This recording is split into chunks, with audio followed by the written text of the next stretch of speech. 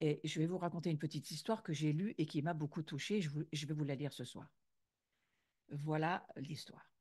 C'est une personne qui a été très touchée par le témoignage d'un homme qui, suite à un accident d'avion, il a failli mourir, et il entre dans le coma, il a une vision du ciel, et il raconte qu'à un moment donné, il s'est retrouvé face à un ange et qu'il a commencé à se lamenter sur l'état du monde, comme on le fait tous peut-être un petit peu trop facilement en s'appelant malgré tout des bons chrétiens.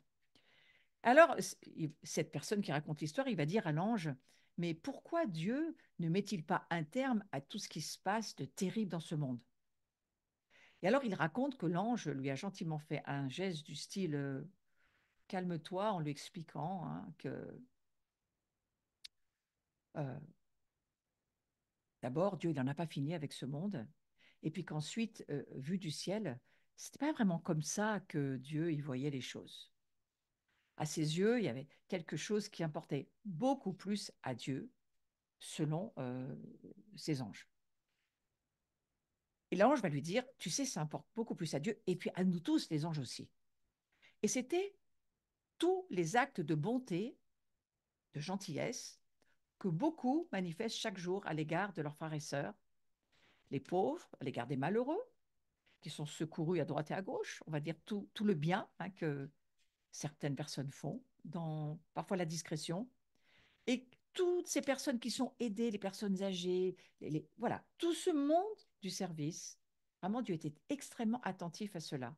En bref, c'est toutes ces bonnes choses que les hommes et les femmes font aussi sur cette terre, et que toutes ces bonnes choses-là, elles étaient inscrites dans le livre de vie. Alors oui, évidemment, hein, il y a tous ceux qui ne sont pas aidés, tous ceux qui sont oppressés, tout le mal qui est fait chaque jour. Ouvrez les infos et regardez ce qui se passe, on ne parle que de ça. Et oui, bien sûr, c'est un fait, et c'est sans doute intéressant, mais il finit par dire à cet homme que il faudrait peut-être qu'il arrête de regarder tout ce mal de temps en temps, de le mettre de côté et d'essayer de regarder toutes les bontés qu'il y a aussi. Et que finalement, tout ce mal, pour Dieu, à côté de toutes les bontés qui existaient, c'était presque insignifiant. Alors, l'ange, il lui fait un signe comme ça avec le doigt pour montrer qu'aux yeux du Père, l'importance que représentait la pratique de la bonté et de la gentillesse, ça surpassait toute chose et que ça rendait le mal en très petite proportion. Au fond, moi, quand je lis la Bible, je peux comprendre ce que cet ange essayait de dire à cet homme dans sa vision. Parce qu'on a cette fausse image parfois de Dieu. On pense que Dieu est toujours en pétard, toujours énervé, toujours en colère. Si nous, on est en colère, il doit être aussi en colère, c'est normal. Finalement, Dieu, il est comme nous, quoi. Voilà. Et pas du tout. En fait, ses pensées sont très loin des nôtres. Il n'a rien à voir avec nous dans notre humanité. Parce que nous, notre humanité, je le redis, jusqu'à ce qu'on soit vraiment en proximité de Dieu, qu'on vive une intimité avec lui et qu'on renouvelle toutes nos pensées sont très loin des siennes. Et on devrait beaucoup moins se faire confiance parce que notre libre arbitre et notre connaissance en termes de révélation, on a du retard à rattraper, frères et sœurs. Donc, une deuxième chose que je me dis ce soir, parce que je crois que au fond, il faut voir plus le bien que le mal. Et il faut s'obliger à cela. Il faut en faire une discipline. D'où l'importance de faire très attention à nos pensées et de penser à ce qu'on pense. Et revenez au champ de bataille des pensées si c'est vraiment un domaine sur lequel vous avez du mal, parce que nous sommes absolument responsables du choix que nous faisons, des pensées que nous décidons de penser. C'est nous qui sommes responsables de nos pensées et c'est nous qui sommes appelés à renouveler nos pensées. Ce n'est pas Jésus qui va le faire. Donc voilà, voir plus de bien que de mal. Et lorsque il nous est dit que Dieu a tant aimé le monde qu'il a donné son Fils unique, ben, ça va beaucoup plus dans le sens de l'histoire de cet homme euh, dont nous avons partagé l'histoire. Si Dieu a aimé, et il aime toujours du reste, ce monde, eh bien c'est qu'il n'y a pas vu plus de mal que de bien, mais c'est plutôt qu'il a vu plus de bien que de mal. Et pour être plus précis, il y a vu plus, beaucoup plus de bien que de mal. Donc, je trouve intéressant de penser au cœur de Dieu et de se dire, waouh, si Dieu, ça l'intéresse plus de voir les choses comme ça, alors moi, je veux que mon regard change. Et je crois que la nouvelle création que nous sommes a vraiment, vraiment, dans ces jours que nous traversons, sombres, où il y a tellement de manipulations de toutes sortes, démoniaques pour nous opprimer, pour nous mitrailler de pensées de toutes sortes négatives, toxiques, ô combien il faut se souvenir de cela. J'ai pensé aussi à l'histoire du prophète Ésaïe. Ésaïe qui est confronté à son époque à une génération extrêmement perverse, très rebelle. Et à un moment donné, vous savez, il a la vision du trône de Dieu, il voit les séraphins qui entourent le trône. Ça, c'est dans Ésaïe chapitre 6 et la suite du début du chapitre. Et puis, à sa stupéfaction, parce que Ésaïe semble stupéfait dans ce passage, hein, il les entend proclamer ce que moi, le Seigneur, m'a demandé de proclamer l'année dernière. C'est pour ça que j'ai trouvé intéressant de me redire cela. Toute la terre est pleine de sa gloire. Vous ouvrez la télé, vous écoutez les infos de quelque chaîne que ce soit, enfin, il n'y a pas grand-chose qui est très réjouissant à l'heure actuelle, et puis vous vous dites toute la terre est remplie de sa gloire. C'est qui a raison? C'est vous ou c'est ce que vos yeux voient? Ou c'est votre foi qui dit quoi que mes yeux voient, c'est lui qui est la vérité. Alors cette terre, oui, Ésaïe là encore, il est repris par Dieu. Il est repris parce que Dieu lui dit, Ésaïe, toute ma terre est remplie de ma gloire. Proclame-le, déclare-le, crois-le. Et moi, je crois que nous avons besoin, nous aussi, de voir comme Dieu voit. Donc cette terre, évidemment qu'elle est atteinte par le péché. Nous aussi, du reste. Nous, nous sommes sauvés par grâce. Dieu nous crée de... Mais tout est grâce à Dieu. On est recréé totalement. On reçoit un corps spirituel totalement régénéré dans la justice et la sainteté que produisent la vérité. Nous sommes le résultat de la parole de Dieu. Nous devenons cette parole et nous avançons de gloire en gloire en voyant, en croyant et en pratiquant cette parole. C'est ce que nous sommes par la grâce de Dieu. Et la gloire se développe alors que nous avançons dans cette grâce. Ouais. Et je crois que la grâce, elle nous oblige à marcher dans la gratitude et la reconnaissance et certainement pas dans l'ingratitude, justement. Alors, il y a un troisième point que je crois qu'on devrait se dire, après nous souvenir que le premier point, je vais le reprendre, il est lié au fait que râler, c'est lié à l'ingratitude. Alors attention, attention, toutes nos pensées pour ne pas être ingrat. Le deuxième point, je le redis, c'est voir plus de bien que de mal. Très important d'avoir de très bonnes pensées et de proclamer les pensées divines, de garder nos yeux fixés sur la gloire, sur la lumière, sur le Seigneur. Euh, Parce que parfois on pourrait penser que tout est noir et tout est ténèbres. Mais non, non, non, non, non, non. Parce qu'il y a cette lumière que nous sommes, et puis sachant que les ténèbres ont perverti tous les recoins de la terre, eh bien, elle a toujours la terre, la gloire qui est là, et c'est sur elle que nous sommes appelés à fixer nos yeux. Donc voilà, fixez bien vos yeux sur le Seigneur et voyez le bien plus que le mal. Et le troisième point sur lequel j'aimerais aller, c'est penser comme Dieu pense. Le vrai prophétique, qui consiste avant tout à regarder, à voir les choses avec le regard de Dieu. Et n'est-il pas temps que beaucoup d'enfants de Dieu que nous sommes, on puisse revêtir l'homme nouveau, ça veut dire aussi revêtir le même regard que l'homme nouveau. Au lieu de se complaire dans le catastrophisme à droite, à gauche, à la limite d'alimenter, vous savez, ces genres de conversations, on aime bien appuyer, quand il y a quelque chose qui ne va pas, on en rajoute, attention, il ne faut pas aller là-dedans, catastrophisme démultiplié. Chaque fois qu'on pense qu'on est entré dans le temps où Christ va revenir, oh là là, tout ce qu'on pourra entendre sur la fin des temps, tout ce qu'on nous raconte. Et je ne dis pas que c'est faux, je dis qu'il ne faut pas fixer ce regard là-dessus. Il ne faut pas mettre nos pensées là-dessus. C'est parce que Dieu nous demande, il ne nous demande pas de prêcher la mauvaise nouvelle, Dieu. Et certainement pas à nos voisins, encore moins à notre communauté. Il nous demande de prêcher la bonne nouvelle, pas la mauvaise nouvelle. Donc c'est comme une obligation, hein. Les gens, ils attendent que vous teniez le même langage, ils vous poussent, ils attendent que vous les appuyez. Et parfois, quand vous leur dites, ah non, non, mais moi pas du tout, alors moi je ne vois pas les choses du tout comme ça, tout va bien. Tout va bien dans les cieux avec Dieu. Et nous, sur la terre, ça va aller de mieux en mieux parce que nous prions pour cela. Nous ne prions pas pour que tout aille de plus en plus mal, hein. Tout va mal dans le monde, c'est terrible. Oui, mais nous, on n'adhère pas à déclarer les mauvaises paroles. Ouais.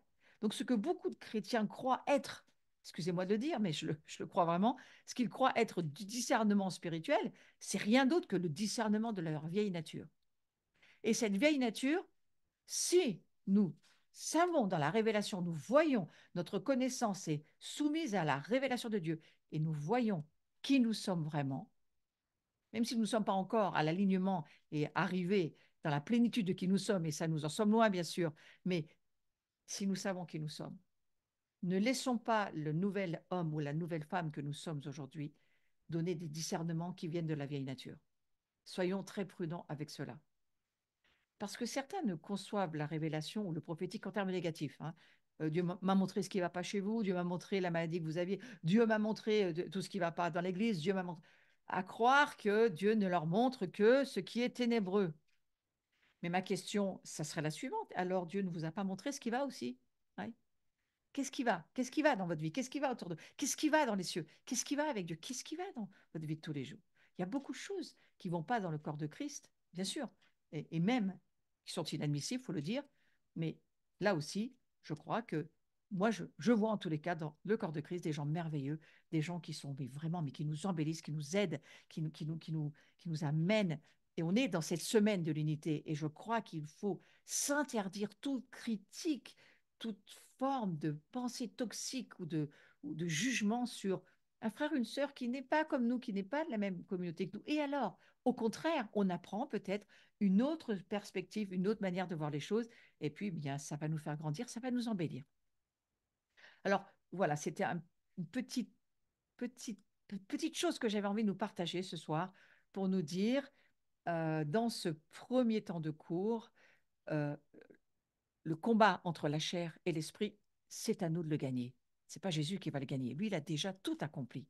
Nous, aujourd'hui, en comprenant, en voyant, en allant de plus en plus dans la révélation, la connaissance de qui nous sommes, comment nous sommes créés dans le Christ et combien il a réglé la filiation pour nous, combien il est un avocat pour nous et combien, vous savez quoi, le péché, il est déjà résolu pour nous. Simplement, c'est à nous, lorsque nous péchons, de le reconnaître et puis d'aller dans cette incroyable, à ce trône de la grâce dont il est question dans le livre de Hébreux 12, où là, nous trouvons un avocat, un Père qui nous aime, et où en nous mettant en accord avec ce qu'ils nous disent, ce que la parole de Dieu nous dit, eh bien, c'est réglé. Voilà, les choses avancent. Donc, il y a une nouvelle création né de Dieu. Mais c'est tellement extraordinaire, frères et sœurs, de se dire qu'aujourd'hui, nous ne sommes plus laissés notre volonté au démon, la connaissance dominée parce que le démon ferait ce qu'il voudrait avec nous. Non, non, non, non. Nous sommes une nouvelle création née de Dieu, de la nature même du corps du ressuscité du Christ. Et celui-ci, il a aboli le péché et il a affranchi l'homme nouveau de la mort. C'est tellement extraordinaire de se souvenir de ça. Nous sommes ressuscités. Nous sommes de la race des ressuscités. Ainsi, la parole de Jean, eh bien, elle est absolument vraie et elle est digne d'attention. Celui qui est né de Dieu ne pêche pas, il ne peut pas pécher. Alors attention, nous parlons de l'être spirituel que nous sommes en Christ et que nous n'oublions pas évidemment que la vieille nature, si nous ne comprenons pas ce qu'est la vieille nature, alors moi j'y reviens pas, hein, mais elle n'existe plus. Mais il y a les résidus charnels qui vivent encore en nous parce que nous avons besoin de nous aligner à qui nous sommes légalement dans les cieux. Et bien sûr, la terre, nous avons besoin de nous aligner à qui nous sommes en Christ. Et ce travail, frères et sœurs, il faut le laisser se faire en nous. Il faut laisser le droit au Saint-Esprit de nous transformer pour que nous devenions qui nous sommes en Christ. Voilà. Donc, quiconque est né de Dieu, je le relis parce que c'est tellement important. Il ne pratique pas le péché. C'est la vérité. Parce que la semence de Dieu demeure en lui. Nous avons cette semence en nous qui va faire que nous allons arriver un jour à pratiquement à ne plus pécher. Moi, je le crois. Parce que nous sommes nés de Dieu, nous devons garder les yeux fixés sur qui est le Christ. Il est notre tête et nous son corps. Nous allons avancer de gloire en gloire. Dieu nous laisse le temps, il nous laisse vivre ce processus. Nous sommes dans un potentiel en développement. La maturité est un processus, je nous le redis, et c'est tellement formidable de nous dire que nous avançons en maturité et donc en gloire. Tel est l'homme nouveau. Donc là, je vais revenir sur l'homme nouveau et non plus sur l'homme ancien, enfin le vieil homme ou le corps ancien, mais je reviens sur l'homme nouveau. Tel est l'homme nouveau que nous avons hérité du Christ, c'est-à-dire du dernier Adam. Et s'il est juste de dire que celui-ci, il est devenu, à la place d'Adam, père nouveau de l'humanité, eh bien, il nous a toutefois donné de devenir avec lui et en lui enfant de Dieu. Voilà, donc d'accord. Donc ce que je veux dire, c'est que cet homme nouveau que nous avons hérité du Christ, de ce dernier Adam, c'est qui nous sommes. Je veux juste relire cela, hein, juste relire ces quelques versets. Il nous a donné de devenir. Écoutez, frères et sœurs, laissons rentrer cela en nous-mêmes. Nous sommes. C'est le centre, le cœur de notre identité. Nous ne sommes plus ce vieil homme, cette vieille femme. Nous ne le sommes plus. Mais il nous en reste quelques résidus. Mais ça n'a rien à voir, écoutez-moi bien, ça n'a rien à voir avec notre identité. Non, ce sont des résidus charnels qui sont encore en nous, qui ont besoin d'être renouvelés, changés, transformés par la puissance du Saint-Esprit. Mais pour nous, il nous a toutefois donné. Donné, c'est un cadeau. Il nous a donné de devenir avec lui et en lui enfant de Dieu. Donc je ne veux pas tout reprendre, hein, je veux juste relire ces quelques versets. Il est aussi appelé notre frère aîné. Vous imaginez que vous êtes frère du Christ. Alors maintenant, plus que de l'imaginer, croyez-le, c'est ce que nous sommes. Premier-né des ressuscités d'entre les morts. Nous sommes premiers-nés, nous faisons partie de la famille des premiers-nés des ressuscités d'entre les morts. Et le suivant, et nous sommes créés en lui à son image.